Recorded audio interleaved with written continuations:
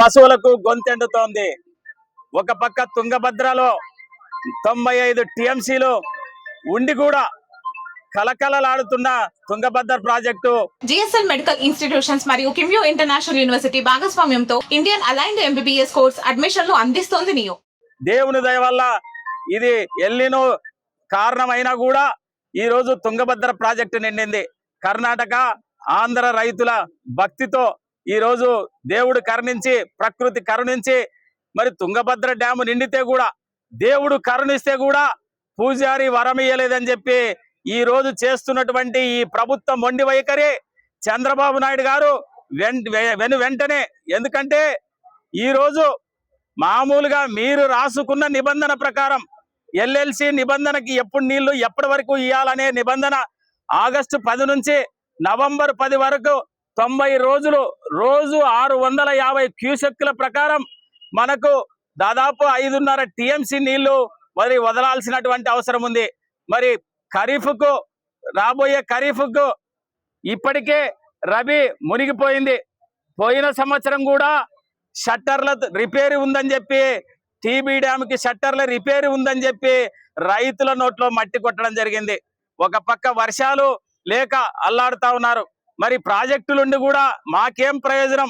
పై ఎగువ ప్రాంతంలో ఉన్నటువంటి కర్ణాటక రైతులు తాగునీటి కోసం వదిలినటువంటి 1 టీఎంసీ నీళ్లు కూడా వాడుకుంటున్నారు. ఇది సహజం. పైనున్న రైతులు వాడుకుంటారు, మనుషులు కాబట్టి బతకాలి, పశువులు బతకాలి కాబట్టి వాడుకుంటారు.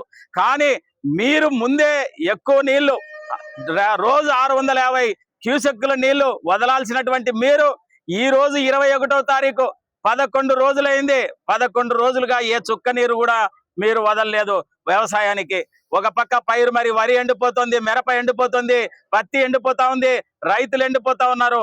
ఈ రోజు ఎమ్మిగనూరు నియోజకవర్గంలో మరి ప్రతి రైతు నెల నుంచి ఆందోళనకు గురవుతా ఉన్నాడు. ఈ ఆందోళనకు గురై ప్రతి రైతు కూడా మన ఇన్ఛార్జి వైఎస్ఆర్ కాంగ్రెస్ పార్టీ ఎమ్మిగనూరు నియోజకవర్గ ఇన్ఛార్జి అయినటువంటి యువనేత రాజీవ్ రెడ్డి గారికి వాళ్ళు కలిసి వాళ్ళు విన్నవించుకొని రైతులందరూ కూడా ఇట్లయితే మేము బతికే పరిస్థితి లేదు, పోయిన సంవత్సరమే పంటలు పోయినాయి, మరి ఈ సంవత్సరం అన్నా కనీసం నీళ్లు ఉండి కూడా ఎందుకు వదలుకున్నారు? వరి పరిస్థితి ఇట్లా ఉంది, మా బతుకులు బాగలేవు, మేము బతకాలంటే మా కుటుంబాలు బతకాలంటే మేము అప్పుల పాలైనాం. ఒక పక్క రైతు భరోసా లేదు, ఒక భరోసా కేంద్రాలు లేవు, ఒక పక్క యూరియా, వీటికే చాలా కష్టాలు పడినాం పోయిన సంవత్సరం అంతా. మరి ఇవన్నీ గమనించి రైతులు ఇది నిజంగా వైఎస్ఆర్ రాజశేఖర రెడ్డి గారి హయాంలో గాని, జగన్మోహన్ రెడ్డి గారి హయాంలో గాని ఎప్పుడు కూడా ఈ విధంగా జరగలేదు. ప్రాజెక్టు నుంచి ఎవరి నీళ్లు ఎవరి కోటా వాళ్ళకి వదలడం జరిగింది. ఈ రోజు 2 సంవత్సరాలుగా ఇన్ని ఇబ్బందులు ఎందుకు వస్తా ఉన్నాయి? మరి ఈ ఆంధ్ర రాష్ట్రంలో ముఖ్యంగా కర్నూలు పశ్చిమ ప్రాంతం వలస వెళ్తారు. ఈ వలస వెళ్తారు, 1 నెల ఉంటే ఇంకా వలసలు స్టార్ట్ అవుతాయి. ఈ పరిస్థితుల్లో మరి ఏ విధంగా బతకాలో మా ద్వారాలో మా ఎమ్మిగనూరు, మా ఆలూరు, ఆదోని, మంత్రాలయం ఇదంతా కూడా నీళ్లు ప్రవహిస్తా ఉన్నాయి. తుంగభద్ర నదికి ఎందుకు నీళ్లు వదలడం లేదని ప్రశ్నిస్తా ఉన్నాం. ఎమ్మిగనూరు కావచ్చు, ఆలూరు కావచ్చు, ఈ ప్రాంతాన్ని పట్టించుకోకుండా ఈ ఏదైతే ప్రభుత్వం ఉందో కంప్లీట్ గా నిర్లక్ష్యంగా ఉండి వాళ్ళని పట్టించుకోనట్ల ఆ నీళ్ళని వదలనట్ట రైతులను ఇబ్బంది పెడతా ఉన్నారు. ఇప్పటికి రోజుకి 650 క్యూసెక్కుల ప్రకారంగా చూస్తే దాదాపు 6 నుంచి 7 టీఎంసీల వరకు రావాల. పోయిన సంవత్సరం కూడా రైతులు అడిగితే గుర్రాఘవేంద్ర ప్రాజెక్టులో గేట్లకు ఇబ్బంది ఉంది, అక్కడ రిపేర్లు చేస్తామని చెప్పి స్వయాన ఇక్కడ కలగట్లకు వచ్చిన ఇదే ఎమ్మిగనూరు నియోజకవర్గంలోకి సీఎం చంద్రబాబు నాయుడు గారు వచ్చి 40 కోట్లు చెప్పినారు. సరే 40 కోట్లు కాదు, 10 కోట్లు బడ్జెట్ కేటాయించారు. 10 కోట్లన్నా ఎక్కడైనా ఖర్చు పెట్టడం మీరు చూసినారా? లేకపోతే ఆ ఖర్చు గురించి కానీ అదే డ్యామ్ దగ్గరికి ఇప్పటికీ పోతే కానీ ఆ గేట్లు కూడా ఇప్పుడు రిపేర్ కాలేదు. ఎందుకు? ఆ 10 కోట్ల బడ్జెట్ ఏ మాత్రం జరగదు, ఏ మాత్రం సరిపోదు అని తెలిసే వాళ్ళు మళ్ళీ ఆ అమౌంట్ టెండర్లు వచ్చే వాళ్ళు కూడా రిపేర్ చేయనీకే కాక మళ్ళీ ఆ అమౌంట్ వెనకపోయింది. అంటే దాని తర్వాత ఏమన్నా మళ్ళీ చంద్రబాబు నాయుడు గారు మన ఈ పశ్చిమ ప్రాంతానికి ఏమన్నా విలువ ఇచ్చి ఏమన్నా వీళ్ళు మన వాళ్ళే మన రైతులే అని చెప్పి ఈయన ఆలోచన చేసి ఉంటే ఖచ్చితంగా మళ్ళీ ఏదో విధంగా కానీ మళ్ళీ ఆ నిధులు మళ్ళీ కేటాయించే రూపంగా ప్రయత్నించేవారు. అది కూడా పట్టించుకోలేదు. సరే దాని తర్వాత ఇప్పుడు రైతులు ఇబ్బంది పడతా అన్నందుకు మొన్ననే కదా అందరు కూర్చొని రైతు బీమా కట్టండి అని చెప్పి మొన్న అచ్చెన్నాయుడు గారు కూడా అసెంబ్లీలో కూర్చొని చేతులు మొక్కి మళ్ళీ చెప్పిరి. రైతు బీమా కట్టండి అని. ఇప్పుడు అదే రైతులు ఇబ్బంది పడతా అన్నప్పుడు అదే రైతు బీమా ఇన్సూరెన్స్ కోసమే కదా. ఇన్సూరెన్స్ పేరు మీద డబ్బులు తీసుకున్నారు కదా ఎకరానికి 2000. ఇప్పుడు ఎకరానికి ₹1,00,000 కూడా తారీఫ్ వీలే కదా ఇవ్వాల్సింది వాళ్ళకు.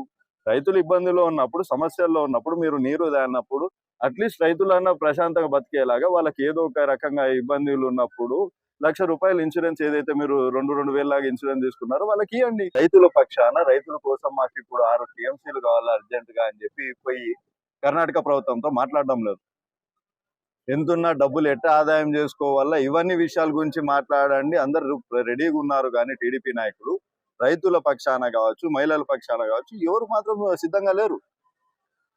ఇలా వ్యవస్థ నడిస్తే రేపటి రోజున రైతు అనే వాళ్ళు ఆత్మహత్యలు చేసుకోకూడదంటే ఎందుకు చేసుకోరు?